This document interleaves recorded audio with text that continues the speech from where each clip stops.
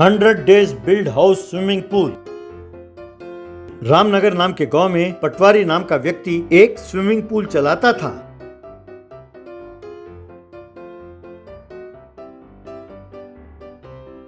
क्योंकि वो अपने स्विमिंग पूल को बहुत अच्छी तरह मेंटेन करता था और साफ सुथरा रखता था, लोग अपने बच्चों को उसके स्विमिंग पूल में भेजते थे। यूं उसका बिजनेस खूब अच्छा चलने लगा। ये सब देखकर उसी गांव के कॉन्ट्रैक्टर पांडे की नजर इसके स्विमिंग पूल पर पड़ी। तब से वो पटवारी को परेशान करने के लिए कोई ना कोई चेकिंग के बहाने अफसरों को भेजता रहता था। एक दिन पांडे उस जमीन के मालिक के साथ पटवारी के पास आया। अरे क्यों भाया पटवारी, सुना है कि तुम बहुत परेशान हो। सुना है कि सरकारी अफसर तुम्हें बहुत परेशान कर रहे हैं। भाई कह रहे थे कि वो हर रोज आते हैं, तुम्हारे स्विमिंग पूल के पानी को टेस्ट करने ले जाते हैं। क्यों, ये सच है क्या? अरे क्या बताएं भैया, अरे होते हैं कुछ निकम्मे बेकार कामचोर जिनके पास और कोई काम ही नहीं है, वो लोमड़ी की तरह ऐसे काम करते हैं। ये भी ऐसा ही है। अरे बिल्कुल ठीक कहा भाया। अरे मैं हूँ ही लोमड़ी। मैं तो शिकार की तलाश में रहता हूँ। अरे भाई जरूरत पड़ी तो मैं पानी में मगर की तरह बदल जाता हूँ। एक काम करो भाया, तुम चुपचाप बड़े इज्जत के साथ प्यार के साथ ये स्विमिंग पूल मुझे दे दो और यहाँ से चले जाओ। यही तुम्हारे लिए अच्छा है। देखो भैया, मेरा इस जमीन के साथ 5 साल का एग्रीमेंट और है। तुम 5 साल बाद आओ, तब बात करेंगे। भाई देखो भैया, तुम बड़ों से पंगे लेने की क्या जरूरत है? मुझे भी पैसों की बहुत जरूरत है। मैं सोचता हूँ कि ये जमीन मैं पांडे जी को बेच दूं। जो भी हो बहुत जल्दी सोचो और अपना फैसला सुनाओ। अगर ये जमीन इनके हाथ चली गई तो तुम बहुत परेशान हो जाओगे। कह देता हूँ। कहकर चला गया। उस दिन रात को पटवारी ने ये सब बातें अपने दोस्त अमित को बताई। ये सब सुनकर अमित, अरे यार, यूं समझो कि जो कुछ हुआ अच्छा ही हुआ। तुम तुरंत उस स्विमिंग पूल को खाली कर दो और उस जमीन के मालिक से 100 दिन का टाइम ले लो, तब तक तुम्हारा घर बना लेंगे। अरे यार, मैं स्विमिंग पूल की बात कर रहा हूँ और तुम घर बनाने की बात कर रहे हो। अमित, अरे वही यार, वैसे भी तू अपने जमीन पर घर बनाना चाहता है ना, वहीं पर लगे हाथ स्विमिंग पूल बना देते हैं, फिर लोगों को यहाँ लाकर उनसे स्विमिंग कराते हैं। बस यार, आइडिया तो बहुत अच्छा है, पर क्या 100 दिनों में ये स्विमिंग पूल बन जाएगा? क्यों ना मैं ज्यादा टाइम मांग लूं।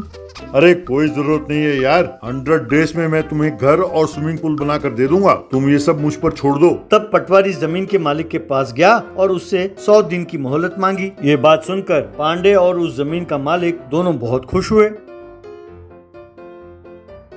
उसके बाद अमित कुछ लोगों के साथ मिलकर पटवारी की जमीन में घर और स्विमिंग पूल बनाने लगा। बीच बीच में पटवारी से सलाह लेते हुए स्विमिंग पूल उसे जैसे चाहिए वैसे बनाने लगा। ये सब अमित की देखरेख में हो रहा था। यूं 100 दिन के अंदर अंदर अमित ने स्विमिंग पूल और घर दोनों बहुत ही बढ़िया बनाया।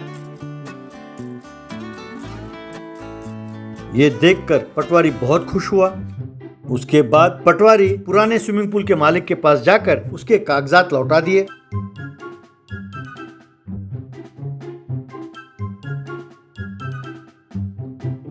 अगले दिन से लोग स्विमिंग पूल ना जाकर पटवारी के घर जाने लगे। पटवारी लोगों को अपने ही घर में स्विमिंग सिखाने लगा।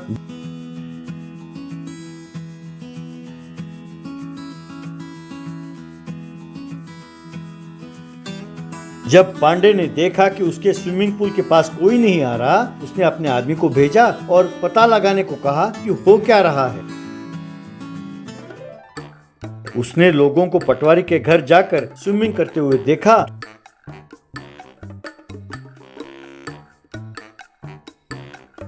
तो उसने यही बात जाकर पांडे को बताया। पांडे ने अफसरों को यही बात बताई और उन्हें लेकर पटवारी के स्विमिंग पूल घर में गया।